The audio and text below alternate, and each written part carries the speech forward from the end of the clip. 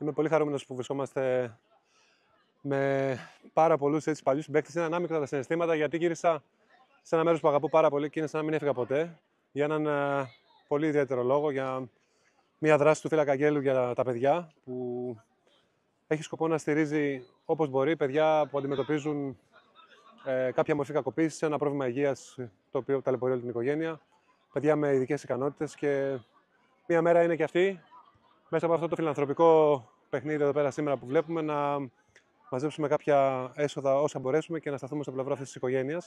Και για μένα είναι διπλή χαρά, γιατί είναι και τιμή να είμαι ξανά ανάμεσα σε αυτά τα παιδιά, αλλά και γιατί βλέπω ότι σύσσωμη η τοπική κοινωνία της Ρόδου και όλων των γύρω νησιών στέκονται στο πλευρό μιας οικογένειας που είναι συντοπίτη τους. Και αυτό είναι το πιο σημαντικό απ' όλα, που θέλω να κρατήσουμε, γιατί δείχνουν τη διάθεση που έχουν μέσα τους και αυτοί, όπως και εμείς, και δεν αδιαφορούν σε ένα πρόβλημα που αντιμετωπίζει μια οικογένεια, αλλά στέκονται εμπράκτως στο πλευρό τους. Ευχαριστώ πολύ εκ μέρους τους.